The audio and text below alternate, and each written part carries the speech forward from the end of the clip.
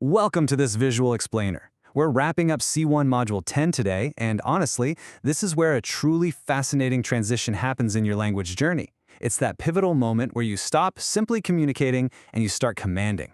We're going to explore how advanced pragmatics and complex discourse markers are quite literally your ultimate tools for navigating executive negotiations.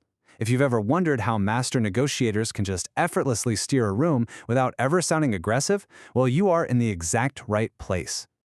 Okay, here's our game plan for today.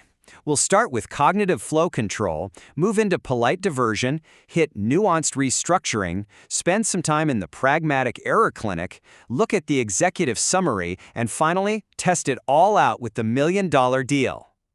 All right, kicking things off with Part 1, Cognitive Flow Control. Picture an international boardroom setting. Maybe it's a high-value contract negotiation or an executive panel. The stakes are sky high, right? At the C1 level, you aren't just stringing sentences together hoping to be understood anymore. You are actually managing the cognitive flow of your audience. You're structuring arguments, guiding your listeners through really complex ideas, and projecting absolute authority. It's no longer just about getting the grammar right. It is entirely about strategic execution. So, the secret sauce here is grasping what researchers call pragmatic competence. By definition, this is the ability to use language appropriately based on your social context. And it is absolutely essential for managing what linguists call face-threatening acts. Think about having to decline an offer or, disagree with the CEO. Pragmatic competence lets you navigate the power dynamics of a room without committing a fatal conversational misstep that could literally cost you the deal. Moving right along to Section 2, Polite Diversion. When you're in a tense meeting, you need a tactical toolkit. Look at how we can categorize these complex discourse markers by their precise communicative intent. If you need to gracefully pivot away from a dead end, you toss in an incidentally or by the way. Need to reframe an argument, you deploy in other words. And when it's time to forcefully wrap things up, you transition to all in all, or broadly speaking. These aren't just filler words, guys. They are the steering wheel of your conversation. And here's why this works so beautifully.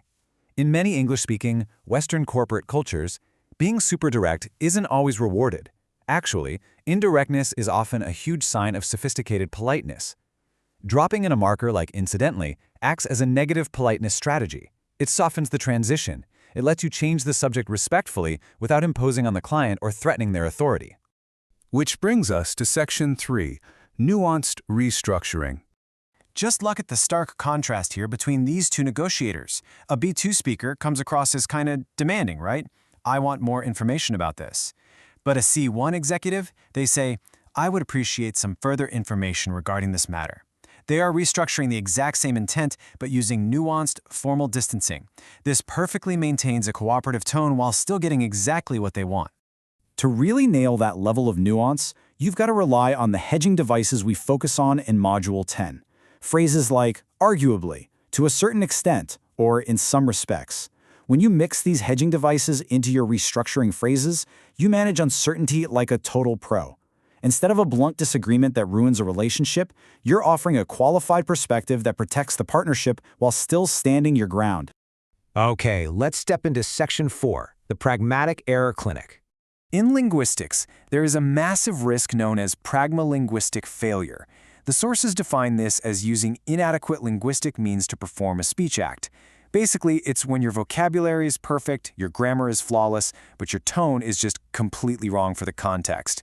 And in a business setting, studies show this doesn't just cause a minor misunderstanding, it actually results in a negative assessment of your personality.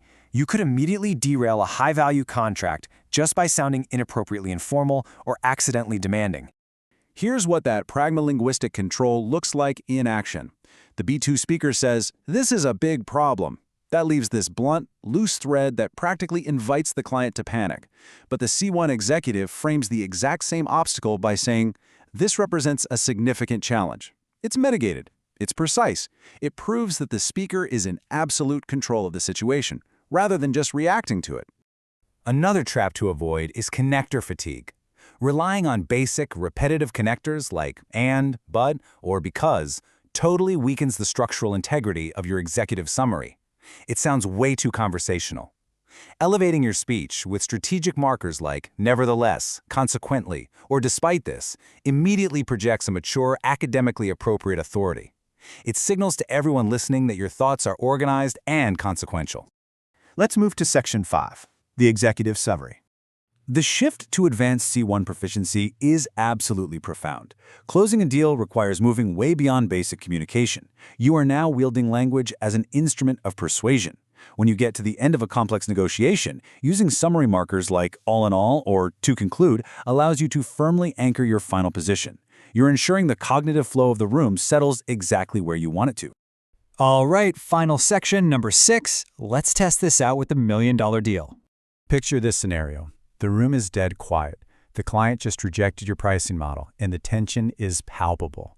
Think about the toolkit we just walked through. Which tools from our explainer are you going to pull out right now to save this deal, without coming across as overly aggressive or, on the flip side, submissive? Well, the most logical and persuasive sequence goes exactly like this. First, diffuse the tension and divert politely with a marker like, incidentally, looking at the wider market. Second, restructure your nuanced counteroffer using, to put it another way, if we adjust the timeline. And finally, summarize with total authority. Broadly speaking, this partnership provides unparalleled value. Boom! You've managed the face-threatening act, guided their cognitive flow, and maintained absolute control. So, I've got to ask, have you mastered the cognitive flow of your negotiations, or are your discourse markers leaving millions on the table? I'll let you reflect on that provocative thought as you prep for your next boardroom encounter. Remember, language is power, but only if you know how to wield its nuances. Thank you so much for joining me for this visual explainer, and I highly encourage you to start applying these strategies today.